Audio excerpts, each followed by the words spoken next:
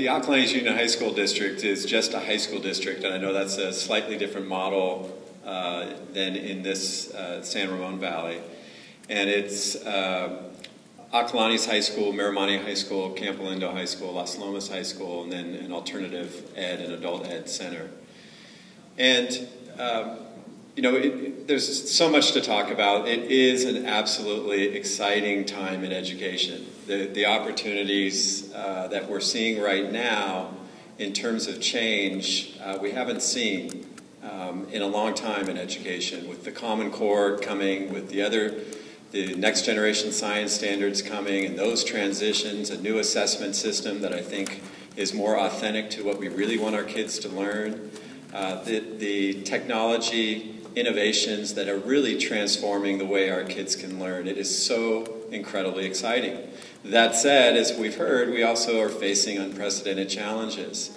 The budget crisis that we have faced over the last 5 years is unprecedented, and we are barely hanging on. And with that, I want to say that the reason we are hanging on, I think the schools are still providing a very high quality education through this valley, despite the fact that we're underfunded by almost 23% of what the state should be providing by statute, is because of parent leaders like you.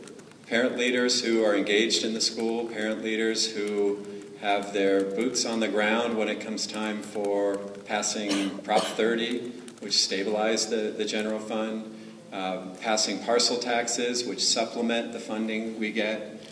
And parents like you are going to help us shape LCFF. LCFF, you've heard a lot about it today, and LCFF has great merits. What the governor is trying to do, I think, is admirable. And I think it makes sense, and I think the public supports it. What people don't realize is how the details of LCFF over the long term will devastate districts through this valley and districts throughout the state.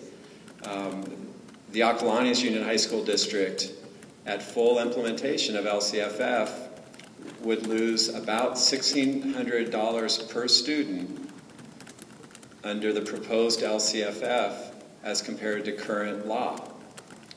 That's huge. That's bigger than any parcel tax. That's bigger than Prop 30. That is huge. We are incredibly fortunate that we have local assembly members and a senator that understand it and are fighting the fight. But it's incredibly fragile. It is a top priority of the governor.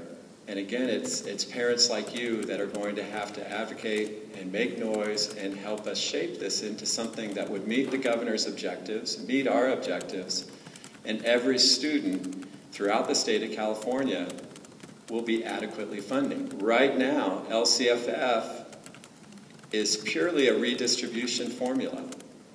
It is taking inadequate funding and redistributing it. We need it to be an adequacy formula and then change the distribution so that additional resources go to students with greater needs. But it needs to start with adequacy.